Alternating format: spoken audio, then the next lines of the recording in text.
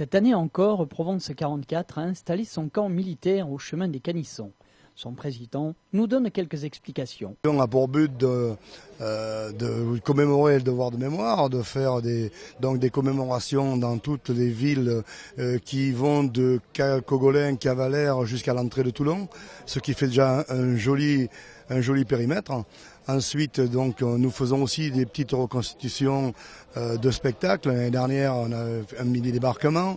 Cette année, 4 scènes dans Cavalère et une à la Londe également, le 17.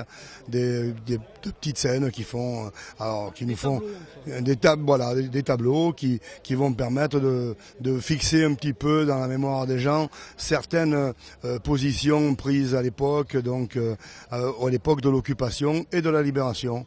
Voilà. Vous êtes combien dans l'association ? On n'est pas bien nombreux, nous sommes 16 et nous avons en gros une trentaine de véhicules dont les 3 quarts en lourd, oui, de gros véhicules. Des véhicules qui parfois ont été retrouvés dans des circonstances étonnantes. Au cours d'une marée entre la Libye et la Tunisie, j'ai demandé au guide s'il y avait des épaves d'avion. D'accord.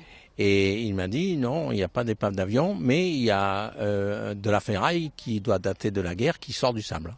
Et on a sorti du sable la direction sans le volant.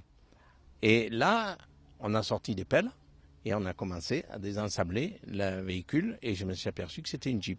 Elle aurait été abandonnée en janvier 1943 par les SAS du groupe de Stirling. Et en particulier les Français, le squadron, les French Squadron. Un camp avec de la diversité et pour certains venus de loin, une reconstitution avec un souci particulier du détail. On vient de la région lyonnaise, au nord de Lyon. On a des membres qui viennent de Mâcon, des membres qui viennent de la plaine de l'Ain. Et donc on est une association HPA. Et donc on fait HPA History Preservation Associate. D'accord. Donc on fait on préserve le matériel militaire des années 44-45. On arrive encore à retrouver du matériel d'époque ? Tout à fait, ouais. Surtout américain. Donc c'est pour ça que nous on est plus américains, puis par cœur on est plus au niveau de la libération de la France.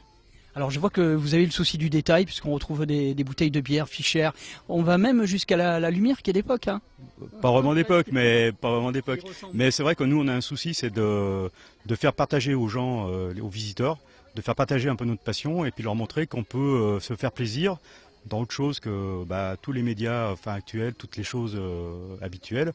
Donc il faut revivre le passé et puis le faire partager. Était présent pour cette inauguration Monsieur Bernard qui pour la circonstance avait écrit un poème. Explication. Bien l'année dernière c'était le 70e anniversaire du débarquement avec une émotion particulière par la présence de ces héros de 90 ans qui avaient libéré cette terre 70 ans plus tôt. Voilà, donc ça a été un moment émouvant pour moi et comme j'écris un peu en poésie, on sait que l'émotion est un moteur en écriture. Et puis une dizaine de jours plus tard, ma belle-fille m'a donné un thème d'écriture comme chaque année, c'était le parfum, le mot parfum. Et puis j'ai laissé l'écriture se faire et le parfum de ma mère est venu. Voilà, ça raconte, je me suis mis dans la tête d'un de ces militaires qui débarquaient, comment il a vécu ça, quelle émotion, quels éléments pour se donner du courage. Seul, parmi des milliers, dans des barges agitées, on est terrorisé, on n'ose pas se parler, peur de sympathiser quand certains vont tomber. Et pourtant, quel courage! Que de peur surmontée, que de force et de rage pour pouvoir s'embarquer, pour partir libérer ce pays occupé. Beaucoup n'ont pas 20 ans et ils vont se faire tuer. Des gars du monde entier, prêts à franchir le seuil, et pour la bonne cause de leur vie faire le deuil. Je repense à ma mère qui doit bien s'inquiéter. Sera-t-elle pardonnée à Dieu et à l'armée si je dois succomber en pays étranger ?